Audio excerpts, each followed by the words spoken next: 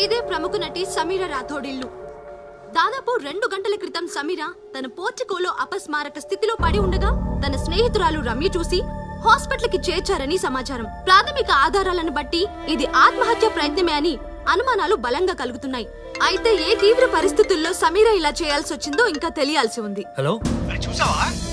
మరో 24 గంటలు గడిచే వరకు పరిస్థితి తెలుపలేమని డాక్టర్స్ చెప్తున్నారు.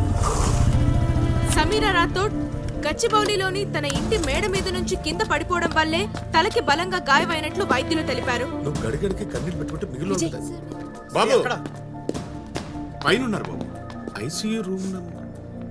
నేను ఇంటికి వెళ్లే లోపే సమీరా. నువ్వు ఉండు రమ్య, నేను పోలీస్ కేసు పని మీద ఏరియా పోలీస్ స్టేషన్కి వెళ్తాను. మీరు లోపలికి వెళ్ళి చూడండి. రమ్య, నువ్వు ఇక్కడ ఉంటావా? సరే, ఉంటాను బాబు. మీరండి. ఇప్పుడు ఎలా ఉంది?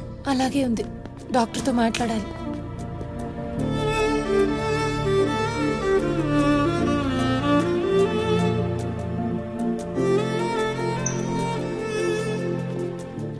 డాక్టర్, ఎలా ఉంది?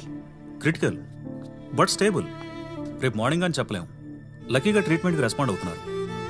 చూద్దాం.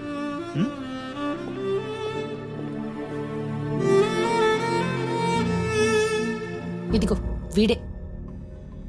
టార్చర్ బాబు. గత కొద్ది నెలలుగా ఇంకా ఎక్కువైంది. పేరేంటను? అమిత్ మల్హోత్రా అని. బాయ్ ఫ్రెండా? ఆ అమిత్ సమీరా ముంబైలో ఒకటే యాక్టింగ్ స్కూల్లో చదువుకున్నారు. సమీర తన బ్యాచ్ లో బెస్ట్ స్టూడెంట్ గా ఉండేది. అతను సమీరకి సీనియర్. క్యాజువల్ గా ఫ్రెండ్షిప్ స్టార్ట్ అయింది. నీ యాక్టింగ్ టాలెంట్ సూపరు అంటే ఆ ఏజ్ లో ఎవరికైనా నచ్చేస్తారుగా. అలాగే నచ్చాడు. ఆ తర్వాత చాలా క్లోజ్ ఫ్రెండ్స్ అయ్యారు. పేరెంట్స్ సపోర్ట్ లేకపోవడం వల్ల సమీరకి అమిత్ ఎంకరేజ్మెంట్ చాలా నచ్చింది. తనకు అతనంటే గ్రాటిట్యూడ్ ఏర్పడింది. అతని పొగడతల్ని నమ్మింది. ఆ అమ్మాయిని ఒక యువరాణిలా ట్రీట్ చేసేవాడు. సో మెల్లిమెల్లిగా సమీరకి అతనంటే కొద్దో గొప్ప ఇష్టం, నమ్మకం ఏర్పడ్డాయి. న్యాచురల్ గా అవుతుంది కదా. కోర్సు పూర్తవుతుండగానే సమీరకి తెలుగులో బ్రేక్ వచ్చింది. నేనే తన ఫోటోలు ఒక డైరెక్టర్ కి చూపించాలి. అమిత్ కూడా ముందు హ్యాపీగా ఫీల్ అయినట్టే కనిపించాడు. లాంచ్ అవ్వడమే ఒక ప్రెస్టీజియస్ బ్యానర్ లో చాలా మంచి డైరెక్టర్ తో అయింది. మొదటి సినిమాతోనే సమీరా సెన్సేషన్ అయిపోయింది. It was great. రెండో సినిమాకి కూడా పెద్ద డైరెక్టర్ పట్టాడు. సినిమా పెద్ద హిట్ అయింది. ఈ 2 సినిమాల సక్సెస్ తర్వాత అమిత్ షూటింగ్లకి రావడం మొదలు పెట్టాడు. సమీరా వద్దనలేకపోయింది.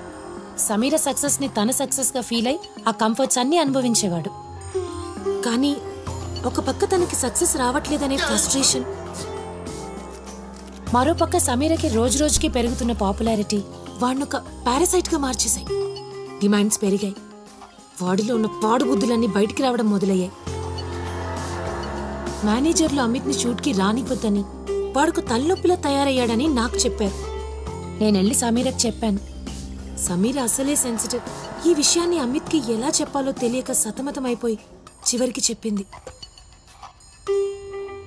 అమిత్ సమీర తనకి ద్రోహం చేసినంత బిల్డప్ ఇచ్చి అలిగి వెళ్ళిపోయాడు. Want me to go? I'm going.